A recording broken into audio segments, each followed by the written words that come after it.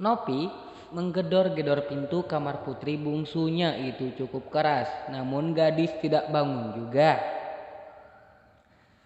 Yasmin, bangun Yasmin. Nopi berteriak dari depan kamar putrinya. Tapi yang dipanggil masih bergelut dengan selimutnya dan tidak terusik ataupun terbangun dari tidurnya. Dasar anak satu ini selalu buat aku emosi. Punya anak gadis tapi susah dibangunin, gerutu Nopi di depan pintu kamar Yasmin. Mah, kenapa marah-marah di depan pintu kamar adek? Tanya Rafa yang merupakan kakak kembarannya Yasmin. Namun mereka kembar tidak identik. Adek kamu sudah mama panggil-panggil dari tadi tapi nggak bangun. Dasar kebo anak satu, umpat Nopi dengan wajah yang tampak marah. Kenapa mama tidak masuk langsung ke kamar adek saja mah? Tanya Rafa. Kalau pintunya tidak dikunci sudah dari tadi mama masuk ke kamar ini, sahut Nopi. Kan ada kunci cadangan, masa mama lupa, ujar Rafa. Kenapa tidak bilang dari tadi Rafa? Sekarang ambilkan kunci cadangannya, suruh Nopi. Rafa mengambil kunci yang dipinta sang mama dan memberikannya kepada Nopi. Wanita parubaya itu membuka pintu kamar Yasmin dan menggelengkan kepalanya melihat putrinya masih nyenyak dengan tidurnya. Yasmin, bangun, sudah siang nak, ujar Nopi menggoyang-goyangkan tubuh putrinya. Yasmin hanya mengeliat dan kembali tidur. Yasmin, bangun, sudah di siang, teriak Nopi. Yasmin terbangun dari tidurnya mendengar suara cempreng sang mamanya. Mama, apaan sih teriak pagi-pagi, aku masih ngantuk. Mah, ujar Yasmin. Pagi matamu, lihat itu jam dinding jam berapa, ujar Nopi. Yasmin mengucak matanya dan menatap jam. Matanya membulat sempurna melihat jam menunjukkan pukul 7.30 pagi. Gawat, hari ini ada kuliah pagi. Yasmin meloncat dari kasur dan menyambar handuk langsung masuk ke kamar mandi. Nopi hanya memijit pelipisnya melihat kelakuan putrinya tersebut. Yasmin mandi ala-ala bebek, siram-siram, yang penting badan basah. Nopi duduk di kursi meja makan. Angga dan Rafa tengah makan sarapan paginya. Kenapa muka kamu kesal seperti itu sayang? Tanya Angga. Yasmin, anak kesayangan kamu itu bangunnya kesiangan terus mas, ada Nopi. Mungkin dia bergadang mengerjakan tugasnya, ujar Angga lembut. Rafa memilih diam.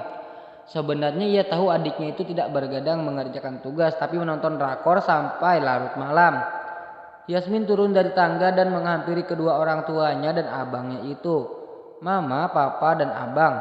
Yasmin berangkat dulu ya, ujar Yasmin mencium pipi Nopi dan Angga dan langsung berlari ke pintu keluar. Yasmin, sarapan dulu, teriak Nopi. Tidak sempat mah, aku sarapan di kantin saja, teriak Yasmin dan melajukan Honda Scoopy-nya. Yasmin menggas motornya agar semakin cepat. Gadis itu dengan lihai menyalip-nyalip sepeda motor yang lain. Akhirnya dia sudah sampai di kampus. Yasmin melepaskan helm yang melekat di kepalanya dan meletakkannya di kaca spion. Gadis itu berlari menuju kelas tapi langkahnya terhenti saat akan masuk kelas. Ajril, dosennya itu sudah ada di dalam kelas dan sedang mencatat di papan tulis. Teman-teman satu kelasnya menatap ke arah Yasmin yang hanya kepalanya saja yang terlihat. Gadis itu menggerakkan tangannya agar teman satu kelasnya itu tidak memberitahu bila ada di samping pintu. Yasmin masuk ke dalam kelas dengan langkah pelan-pelan agar Ajril tidak mendengar suara langkah kakinya. Yasmin, teriak Ajril, mampus ketahuan. Yasmin berbalik dan cengengesan tidak jelas pada dosennya tersebut. Kamu sudah berapa kali terlambat dalam mata kuliah saya? Kamu seharusnya bisa disiplin agar tidak terlambat. Kamu niat kuliah atau tidak Yasmin? Ujar Ajril tegas.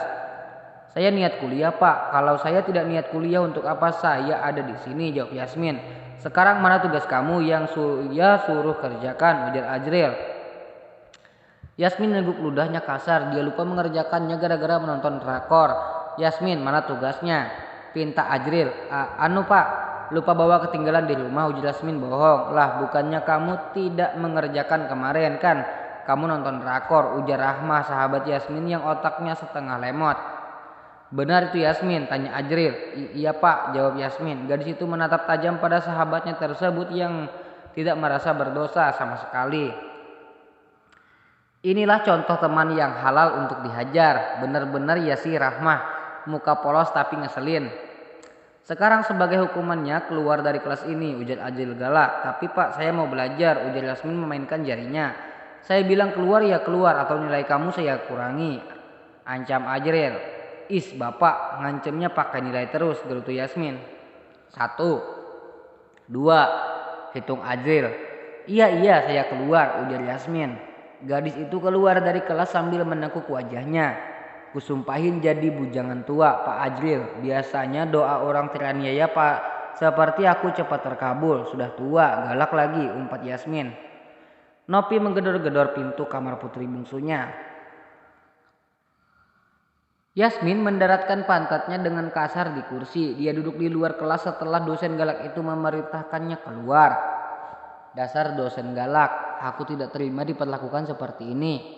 Hanya karena telah setengah jam aku dihukum, gumam Yasmin. Gadis itu merasakan perih di perutnya karena ia belum sarapan pagi. Yasmin bangkit dari tempat duduk dan berjalan menuju kantin. Ibu kantin pesan mie ayamnya 1 mangkok sama jus jeruk ya, teriak Yasmin. Siap neng Yasmin, saut ibu kantin setengah berteriak. Yasmin duduk di bangku sambil mengotak-atik ponselnya. Tapi seseorang merampas ponsel Yasmin dan refleks gadis itu menoleh ke arah sang pelaku, Rio, pria nakal yang terkenal di kampus itu yang merampas ponselnya. Rio, kembalikan ponsel aku, ketus Yasmin berusaha mengambil ponselnya dari Rio. Pria tersebut mengangkat tangannya tinggi-tinggi membuat Yasmin kesulitan mengambil ponselnya dari panggangan Rio. Ayo sini ambil, ayo ambil Yasmin, ejek Rio. Yasmin sudah hendak menangis karena tidak bisa mengambil ponselnya dan teman-teman Rio menertawakan dirinya. Apalagi ada beberapa mahasiswa yang melihat ke arahnya. Rapa mengambil ponsel adiknya dari genggaman Rio dan menarik kerah pria itu kasar. Berani kamu mengganggu adik aku, ujar Rapa dengan intonasi yang meninggi dan menatap tajam pada Rio. Sabar Rapa, aku hanya ingin bercanda dengan adikmu, ujar Rio santai. Tapi bercanda kamu sudah kelewatan. Sekarang minta maaf dengan adikku. Ayo minta maaf, ujar Rapa dengan penuh penekanan. Halah, aku cuma bercanda. Adik kamu saja yang berperan, ujar Rio. Emosi Rapa semakin memuncak mendengar itu. Sifatnya sama dengan Angga, sang papanya yang mudah terpancing emosi. Bak, Rapa memukul rahang Rio dengan kasar hingga pria itu oleng hampir jatuh. Kau, ujar Rio yang hendak membalas pukulan Rapa, tapi pria itu dengan mudah menangkisnya. Semua orang menonton perkelahian tersebut hingga suara bariton menghentikan perkelahian mereka. Cukup, Ajril berjalan ke arah Rapa dan Rio, memberikan kilatan tajam pada mereka berdua. Tentu tidak ada yang berani berkutik bila sudah berhadapan dengan Ajril, dosen yang paling ditakuti di kampus ini. Bukan hanya karena galak tapi pelit nilai juga. Kenapa kalian berkelahi? Kalian pikir kampus ini tempat adu siapa yang paling kuat seperti itu? Dan apa penyebab kalian berkelahi? Jawab, bentak Ajril. Rio maupun Rapa menundukkan kepalanya karena takut tanpa mengeluarkan sepatah kata pun. Cepat jawab, desak Ajril. Dia yang mulai duluan Pak, mengambil ponsel adik saya, ujar Rapa yang mulai berani angkat suara. Matanya melirik ke arah Rio. Benar itu Rio? Tanya Ajril. Rio yang ditatapan intimidasi oleh Ajril menganggukkan kepalanya. Sekarang kalian ikut ke ruangan saya, ujar Ajril. Sekilas melirik Yasmin yang menundukkan kepala. Yasmin langsung memeluk erat Rapa. Setelah dosennya itu pergi, abang maafkan aku karena menolongku kau terkena masalah, lirik Yasmin dengan lelehan air mata yang membasahi pipinya. Sudah jangan menangis, itu tugas aku untuk melindungi kamu sebagai seorang abang.